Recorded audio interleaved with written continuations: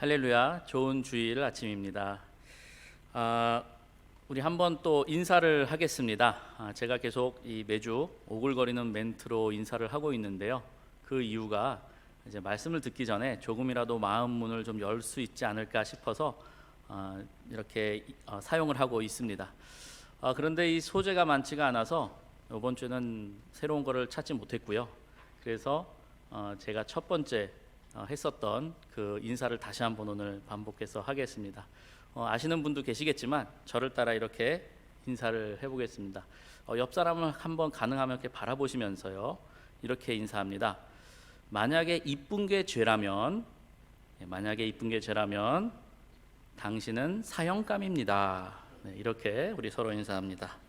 이쁜 게 죄라면 당신은 사형감입니다. 오늘도 하나님의 눈에 보배롭고 존귀한 그리고 이쁘신 여러분들과 함께 예배할 수 있어서 저는 행복합니다. 오늘 본문 말씀은 이미 교회에 다니는 성도라면 아마 한 번 이상은 읽어본 말씀이 아닌가 생각을 하게 되는데요. 왜냐하면 교회를 다니면서 성경 한 번 정도는 읽어야지 하고 읽게 되는 첫 장이라 분명히 여러분들은 읽으셨을 거라 생각을 합니다. 물론 거기서 포기하게 돼서 문제이지만 그래도 시작이 반이라는 말이 있듯이 꼭 언젠간 완독하시기를 응원합니다. 오늘 말씀이 이렇게 많이 읽힌 말씀인 만큼 이미 많이 알고 계신 내용이라 생각이 듭니다.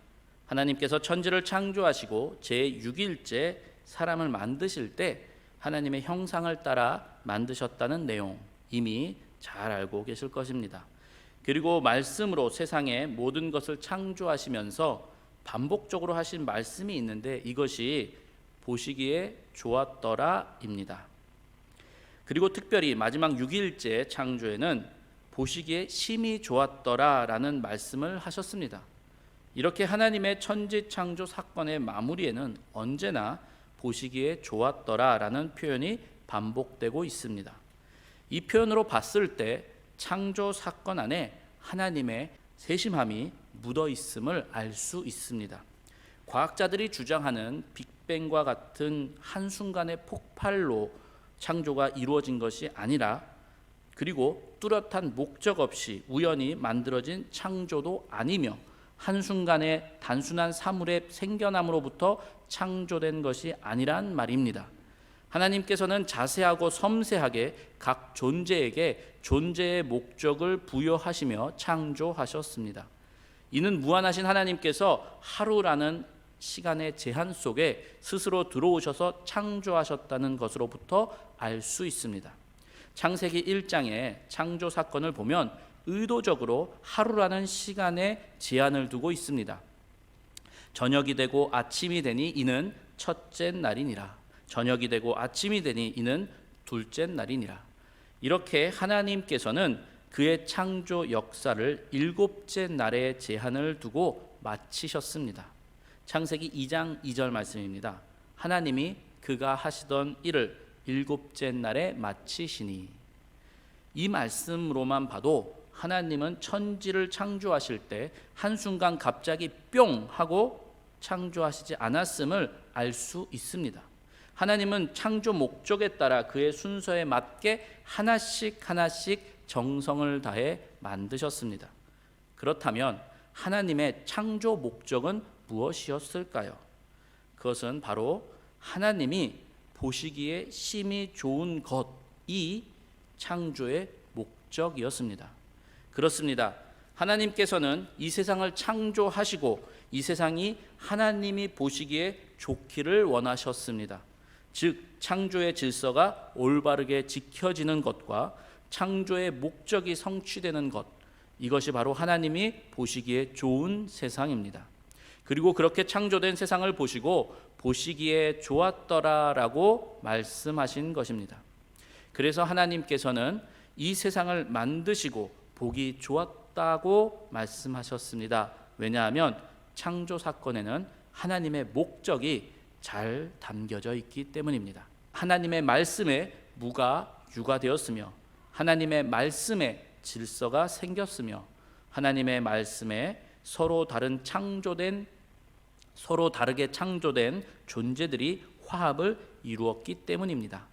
마치 시편 133편 1절 말씀에 보라, 형제가 연합하여 동거함이 어찌 그리 선하고 아름다운고의 말씀처럼 말입니다. 마치 예수 그리스도의 피값으로 교회를 사신 하나님의 목적이 떠오르지는 않습니까? 이렇게 하나님의 천지 창조에 보시기에 좋았더라라는 좋다의 히브리어는 톱으로 행복이라는 단어로 많이 번역됩니다. 신명기 10장 13절에 내가 오늘 내 행복을 위하여 내게 명하는 여호와의 명령과 규례를 지킬 것이 아니냐고 했는데, 여기서 행복으로 번역된 단어가 바로 토브입니다. 이렇게 토브는 형용사로서 좋은, 선한, 기뻐하는 등의 뜻을 가지고 있습니다. 그러므로 창세기 1장에서 하나님이 세상을 창조하실 때마다 보시기에 좋았더라라는 표현은 하나님이 이 세상을 창조하시고 얼마나 기뻐하시고 행복하셨는지를 생각해 보게 합니다. 그리고 오늘 본문 말씀 마지막 절인 창세기 1장 31절에 하나님이 지으신 그 모든 것을 보시니 보시기에 심히 좋았더라는 말씀은 단순히 보기에 좋았다는 감상이나 평가의 의미보단 창조된 피조물을 향한 하나님의 축하와 그의 가장 기쁜 상황을 묘사하고 있는 것으로 이해할 수 있습니다. 즉 하나님이 기분이 가장 좋아서 어쩔 줄 모를 정도로 행복을 감탄할 때를 표현한 단어가 바로 이 토브인 것입니다. 사랑하는 성도 여러분, 하나님께서는 그의 형상에 따라 만들어진 우리를 보면서 이만큼 기뻐하십니다. 스바냐 선지자의 고백이 떠오릅니다. 너의 하나님 여호와가 너의 가운데 계시니 그는 구원을 베푸실 전능자이시라. 그가 너로 말미암아 기쁨을 이기지 못하시며 너를 잠잠히 사랑하시며 너로 말미암아 즐거이 부르며 기뻐하시리라 하리라. 우리의 존재만으로도 이렇게 기뻐하신 하나님이 우리를 포기하실까요? 우리를 고아처럼 버리실까요? 우리의 아픔에 무관하실까요? 저는 이렇게 생각합니다. 하나님께서 당신을 어려움 가운데 두시는 것은 하나님은 자신이 있기 때문입니다. 당신이 언젠가는 하나님을 온전히 의지할 것과 그리고 하나님께서 그런 당신을 절대 포기하지 않으실 자신입니다. 절대 하나님은 그의 자녀를 포기하지 않으십니다. 왜냐하면 그는 죽기까지 사랑하셨기 때문입니다. 이것이 바로 좋다의 또 다른 뜻인 하나님의 목적이 이루어짐인 것입니다. 방금 말씀드린 것처럼 하나님의 보시기에 좋았더라는 단순히 눈에 보기 좋았음이 아닙니다. 감상이나 칭찬을 위한 보기 좋다가 아닙니다. 하나님의 보시기에 좋았더라에는 하나님의 목적이 이루어지고 있다가 들어가 있습니다. 이 말씀을 이해하는 데 도움이 될 만한 사건을 모세의 출생의 사건에서 찾을 수 있습니다. 출애굽기 2장 2절에 레위 가족의 혼인한 모세의 어머니 요게벳에 대한 이야기가 있습니다. 성경은 말하길 그녀가 모세를 낳고 그의 잘생김을 보고 그를 석 달 동안 숨겼다고 합니다. 석 달 동안 숨겼던 이유는 그 당시 애굽에 요셉을 알지 못하는 왕이 히브리인에게서 태어나는 사내 아이들을 다 나일강에 던지라는 명령을 했기 때문입니다. 그런데 창세기 2장 2절의 말씀에 조금 이해하기 힘든, 아니 참으로 당연한 이야기가 있는데요. 이렇습니다.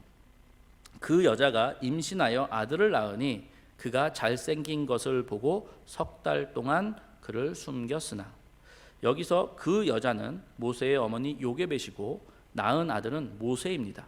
그런데 여기서 요게벳이 모세를 석 달 동안 숨긴 이유가 모세가 잘생겨서라고 합니다. 너무 당연한 이야기라 한 번 더 보게 되는 구절이죠.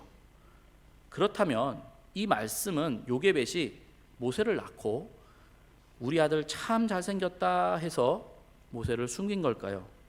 고슴도치도 지 자식은 이쁘다고 하는데 출애굽기 2장에 기록된 이 내용도 이와 같이 이해하면 될까요?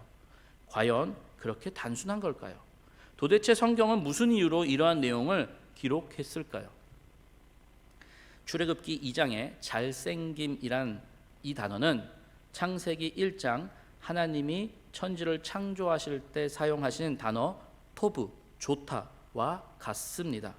창세기 1장에 하나님이 보시기에 좋았더라에서 사용된 바로 그 토브가 즉 좋다라는 단어, 그 단어입니다. 그러므로 요게벳은 단순하게 모세의 잘생김을 본 것이 아닙니다. 그녀가 용기를 내어 모세를 3개월 동안 숨길 수 있었던 이유도 당장은 알 수 없지만 앞으로 역사하실 하나님의 백성을 향한 그리고 구원을 향한 소망이 있었기 때문입니다. 요게벳은 하나님이 모세를 통해 이루실 구원의 위대한 일을 소망하고 믿었다는 것을 성경은 말해주고 있습니다. 이와 같이 하나님께서는 오늘도 보시기에 좋았던 창조의 목적을 이루어 가십니다. 그는 항상 우리와 함께 하시면서 그의 창조 목적을 이루어 가십니다. 비록 당장은 알 수 없고 그래서 그의 뜻을 완전히 이해할 수 없을 때라도 우리가 하나님을 끝까지 믿을 수 있는 이유는 하나님께서 보시기에 좋은 세상을 창조하셨다는 소망이 있기 때문입니다. 비록 인간의 탐욕이 하나님의 창조 세계를 병들게 하여 이렇게 우리가 고생하고 있더라도 하나님은 그가 보시기에 좋았던 세상을 창조하셨음을 기억하시기 바랍니다. 하나님께서는 그가 창조한 세상을 회복하실 것입니다. 그리고 그 일을 우리를 통해 이루실 것입니다. 로마서 8장 19절 말씀에 피조물이 고대하는 바는 하나님의 아들들이 나타나는 것이라 한 것처럼 하나님이 보시기에 좋았더라 하고 하신 창조 세계의 회복은 하나님의 아들들을 통해 이루어집니다. 이제 우리는 이를 위해 기도해야 합니다. 하나님이 보시기에 좋았더라 하신 그 창조의 질서와 목적을 위해 우리가 존재하기 때문입니다. 그렇다면 이제 우리는 어떻게 하나님이 말씀하신 보시기에 좋았더라라고 하신 세상을 회복할 수 있을까요? 사도 바울은 우리가 방금 읽은 로마서 8장에서 이렇게 말했습니다. 로마서 8장 19절 말씀에 피조물이 고대하는 바는 하나님의 아들들이 나타나는 것이라 했습니다. 그리고 22절에는 피조물이 이제까지 우리와 함께 탄식하며 함께 고통을 겪고 있다고 했습니다. 이 말씀을 통해 우리가 알 수 있는 것은 하나님이 만드신 피조 세계는 현재 고통을 당하고 있다는 사실입니다. 그래서 로마서 8장 24절에 우리가 소망으로 구원을 얻었음에 라는 말씀으로 현재 고통당하고 있는 피조 세계는 하나님의 아들들의 소망으로부터 회복된다는 말씀을 하고 있습니다. 여기서 바울은 두 가지 진리를 언급하는데 하나는 모든 피조물이 고통을 당한다는 것이고 다른 하나는 그럼에도 불구하고 그 피조물들이 소망으로 말미암아 보존되고 있다는 것입니다. 즉 하나님께서 병들어 버린 피조 세계를 다시 보시기에 좋았더라 상태로 만드실 소망 말입니다. 그렇다면 다시 보시기에 좋았더라의 상태로 돌아가는 소망은 어떻게 이루어질까요? 오늘 본문을 다시 한번 보겠습니다. 26절 말씀입니다. 하나님이 이르시되 우리의 형상을 따라 우리의 모양대로 우리가 사람을 만들고 그들로 바다의 물고기와 하늘의 새와 가축과 온 땅과 땅에 기는 모든 것을 다스리게 하자 하시고, 하나님께서 우리를 그의 형상을 따라 그의 모양대로 만드신 이유는 우리를 그의 창조 세계를 다스리는 청지기로 삼으시기 위함에 있습니다. 하나님께서는 우리를 그의 창조를 다스리는 청지기로 여기십니다.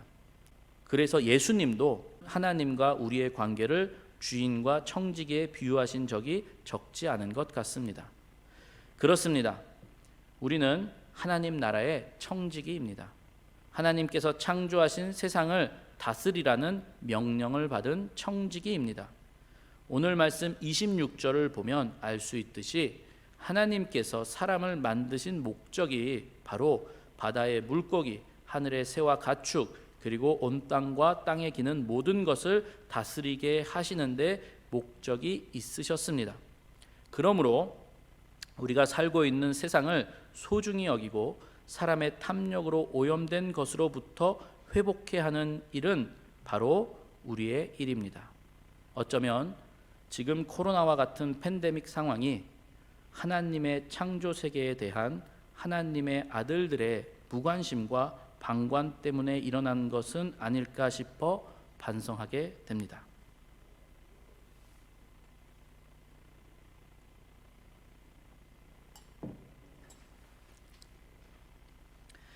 그런데 하나님은 우리를 청지기 삼으시기 위해 매우 중요하고 위대한 능력을 주셨습니다.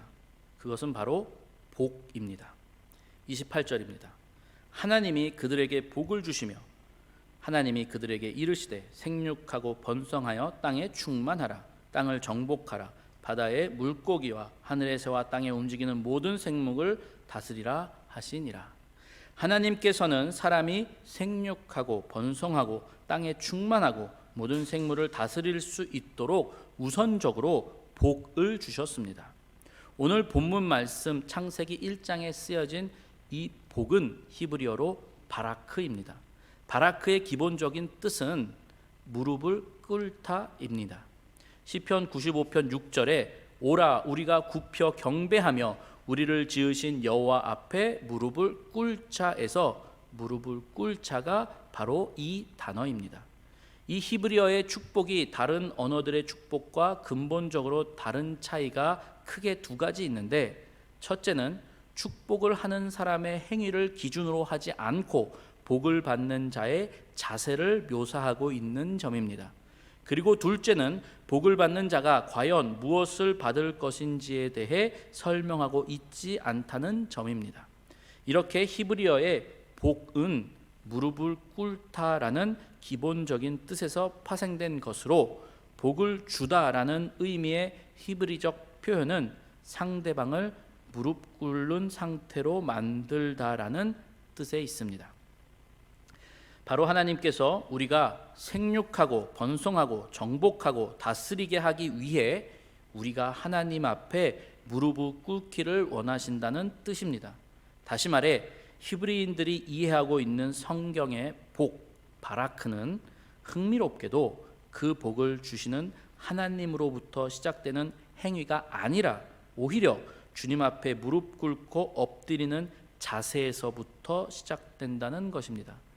그래서 하나님이 그들에게 복을 주시면은 하나님께서 우리에게 무엇을 주실까 하는 문제보단 우리가 어떤 자세로 있어야 하는가 하는 것이 관건입니다. 따라서 하나님께서는 우리가 주님 앞에 무릎 꿇고 엎드리길 바라십니다. 하나님께서 주시는 복은 능동적으로 받는 것이 아니라 오히려 그분의 약속을 믿고 무릎 꿇고 엎드리는 것입니다. 그 이유는 하나님께서 명령하신 이 청지기의 일을 하나님의 복이 없이는 사람이 감당할 수 없기 때문입니다.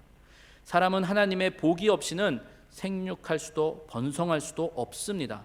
따라서 땅에서 충만해지거나 정복할 수도 없습니다. 그리고 당연히 땅에 있는 생물들을 다스릴 권세도 없습니다.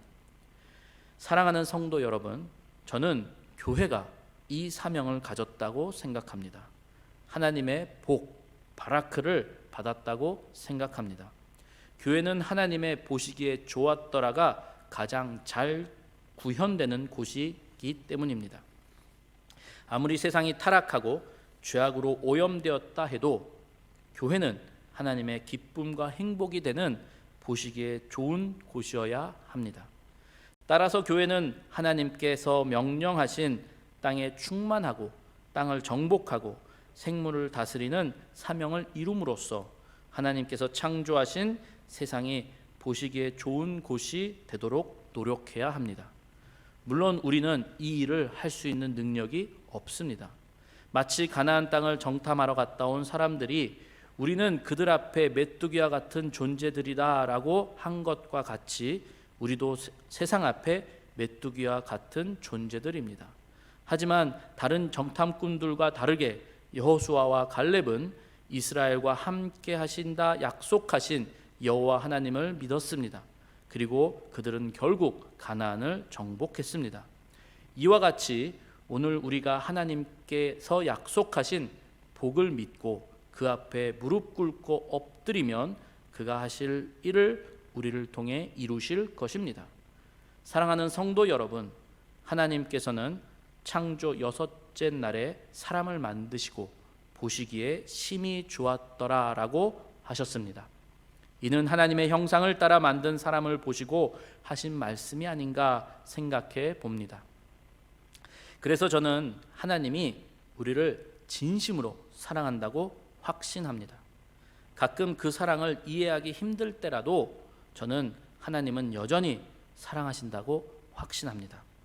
요즘처럼 코로나로 많은 사람들이 고통받고 있으며 어찌할 바를 몰라 두려움 가운데 있는 사람이 많더라도 저는 우리 하나님은 여전히 그의 자녀를 사랑하고 계심을 확신합니다. 하나님께서 천지를 창조하신 목적은 그가 보시기에 좋기 위함이었습니다. 그리고 그 창조된 세상에 우리를 청지기 삼으셨고 그의 목적이 계속 이루어질 수 있도록 하셨습니다. 그래서 그는 우리를 보시고 심히 좋았더라라고 하셨습니다. 예전에 아동부 수련회에서 배운 찬양이 하나 있습니다. 오늘 설교를 준비하면서 계속 흥얼거린 찬양인데요. 그 가사를 한번 읽어드리겠습니다. 찬양의 제목은 날 만드심이라입니다. 이 곡은 파이디온 어린이 CCM에서 만든 곡입니다. 세상을 창조하시고 사람을 만드시고 보기에 심히 좋았더라 말씀하셨네. 하지만 그 어떤 세상보다 그 어떤 만물보다 하나님 가장 기쁨은 날 만드심이라. 그 어떤 세상보다 그 어떤 만물보다 하나님 가장 기쁨은 날 만드심이라. 그렇습니다.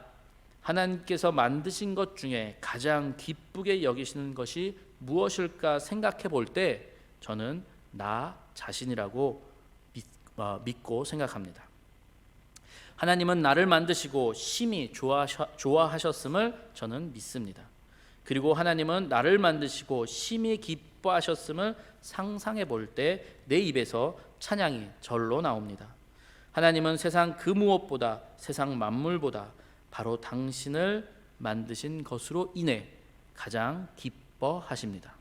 왜냐하면 하나님은 그의 최고의 창조물 되는 우리를 통해 당신을 통해 영광을 받으시기 원하기 때문입니다.